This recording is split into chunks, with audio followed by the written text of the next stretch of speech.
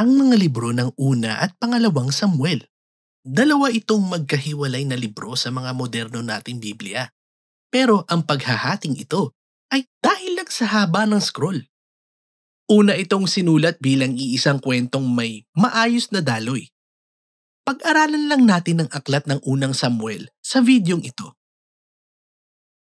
Matapos iligtas ang Israel mula sa pagkaalipin sa Ehipto, nagkaroon sila ng kasunduan sa Diyos sa bundok Sinai hanggang sa nakarating sila sa lupang pangako. Sa lugar na yun, dapat maging tapat ang Israel sa Diyos at sundin ang mga utos sa kasunduan. Bago ang aklat ng Samuel, ipinakita ng mga hukom kung paano nabigo ang Israel sa responsibilidad na yon ng sobra. Sa panahong yun, litong-lito ang mga tao kung anong mabuti at anong masama. Pinapakita nito na kailangan ng Israel ng marurunong at tapat na mga pinuno. Ang aklat ng Samuel ang sumagot sa pangangailangan na yon. Ang kwento ng aklat ng Samuel ay nakatuon sa tatlong pangunahing tauhan. Ang propetang si Samuel, kung saan nanggaling ang pangalan ng libro, si Haring Saul, at pagkatapos nito, si Haring David.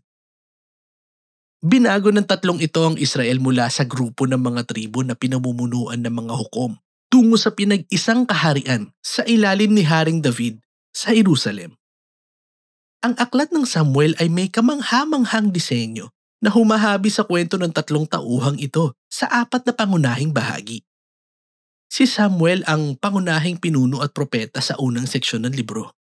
Pero mayroon din siyang pangunahing papel sa susunod na seksyon sa kwento ni Saul. At isinalaysay ito sa dalawang pagkilos. Ang pag-angat ni Saul sa kapangyarihan at ang kanyang mga kabiguan. At ang pangalawang bahagi ay tungkol sa kanyang pagbagsak at malungkot na kamatayan. At pagkatapos nito, ang drama ng kamatayan ni Saul ay tinapatan ng kapanapanabik na pag-angat ni David sa kapangyarihan. At pagkatapos nito ay isinalaysay ang kwento ni David sa dalawang pagkilos. Una, sinakyan niya ang alon ng kanyang tagumpay. Sinundan ito ng kanyang nakakalungkot na kabiguan hanggang sa paunti-unting pagkawasak ng kanyang pamilya. At pagkatapos ay ang kanyang kaharian. Nagtapos ang libro sa isang panghuling salaysay na sumasalamin sa buong kwento. Halika at tignan natin paano inilatag ang lahat ng ito. Itinuloy ng unang bahagi ang kaguluhan sa aklat ng mga hukom at pinakita sa atin ang nakakaantig na kwento tungkol kay Hana. Nagdadalamhati siya kasi hindi siya nagkaroon ng anak. Sa kabutihan ng Diyos, sa wakas ay binigyan siya ng anak. Tinawag niyang Samuel ang bata. At sa kagalakan, inawit niya ang kamangha-manghang tula sa Kabanata 2. Ang tula ay tungkol sa kung paano nilalabanan ng Diyos ang mga mapagmataas habang itinataas ang mga mapagpakumbaba. Tungkol sa kung paano tinutupad ng Diyos ang kanyang mga layunin sa kabila ng mga trahedya at kasamaan ng tao. At tungkol din ito sa kung paano magpapadala ang Diyos balang araw ng piniling hari para manguna sa kanyang bayan. Inilagay ang tula ni Hana sa simula ng libro para ipakilala ang mga pangunahing tema na makikita natin sa buong kwento. Gaya ng susunod. Lumaki si Samuel at naging dakilang propeta at pinuno para sa bayan ng Israel, kasabay ng pag-angat ng mga Pilisteo sa kapangyarihan bilang mortal na kalaban ng Israel. Sa isang kritikal na labanan, naging mayabang ang mga Israelita at imbis na manalangin at humingi ng tulong sa Diyos, inilabas nila ang kahon ng kasunduan na parang anting-anting na biglang pagbibigay sa kanila ng tagumpay sa labanan. Dahil sa kayabangan nila, hinayaan ng Diyos na matalo ang Israel sa labanan at manakaw sa kanila ang kahon. Kinuha ng mga Pilisteo ang kahon ng kasunduan at inilagay ito sa templo ng kanilang Diyos na si Dagon. Pagkatapos ay tinalo ng Diyos ng Israel ang mga Pilisteo at ang Diyos na si Dagon nang hindi gumagamit ng hukbo ng mga sundalo. Nagpadala siya ng mga salot sa mga tao. Kaya itinakwil ng mga Pilisteo ang kahon ng kasunduan. Siyempre naman. At ibinalik nila ito sa Israel. Ito marahil ang punto ng maikling kwentong ito. Hindi anting-anting ng Israel ang Diyos At tutol siya sa pagmamataas hindi lang ng mga Pilisteo, kundi ganoon din sa sarili niyang bayan.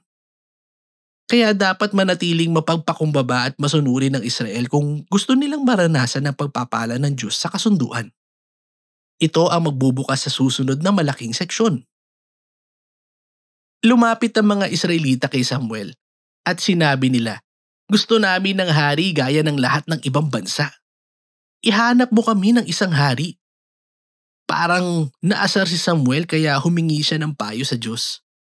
Sinabi ng Diyos sa kanya, "Oo, maling-mali ang mga motibo nila, pero kung gusto nila ng hari, bigyan mo sila." Dito ipinakilala sa atin si Saul. Si Saul ay isang masaklap na trahedya dahil nagsimula siya na puno ng pag-asa. Patangkad, makisig at matipuno. Bagay na bagay siyang maging hari. Pero may malalim na problema ang kanyang pagkatao. Hindi siya tapat at hindi talaga siya maaasahan. Halatang hindi niya kayang tanggapin ang sariling kamalian. Kaya ang mga kapintasan na ito ang naging dahilan. Kaya siya bumagsak. Nanalo siya sa ilang labanan sa umpisa. Pero lumala ang kanyang mga problema na sa paglipas ng panahon ay sumira sa kanyang pagiging hari dahil sa lantarang pagsuway sa mga kautusan ng Diyos. Kaya nang tumatanda na si Samuel, kinausap niya si Saul at ang Israel. Nagbabala siya sa mga tao na magiging maayos lang ang lagay nila kung ang kanilang hari ay magpapakumbaba at tapat sa Diyos. Kung hindi, ang mga hari ng Israel ay magdadala sa kanila sa pagwasak. Kaya sinabihan niya si Saul na magtatalaga ang Diyos ng bagong hari na papalit sa kanya. Dito nagsimula ang pagbagsak ni Saul habang kumikilos ang Diyos sa likod ng mga eksena para italaga ang bagong haring ito. Isang simpleng batang pastol na kilala sa pangalang David. Siya ang pinakamalabong maging hari. Pero ipinapakita ng sikat na kwento ni David at Goliath na hindi nakabase sa katayuan ng pamilya ang pagpili ng Diyos kay David, kundi sa kanyang radikal at mapagpakumbabang pagtitiwala sa Diyos ng Israel. Kinakatawan ng kwentong ito ang lahat ng tema sa tula ni Hana. Ang mapagmataas na sina Saul at Goliath ay ibinagsak, habang ang mapagpakumbabang si David ay itinaas. Mula dito, makikita nating unti-unting mababaliw si Saul, habang umaangat sa kapangyarihan si David. Nagsimula magtrabaho si David para kay Saul bilang general, at nagtatagumpay siya sa lahat ng mga laban. At nakukuha rin niya ang pagmamahal ng mga tao. Nagselo si Saul at tinugis niya si David.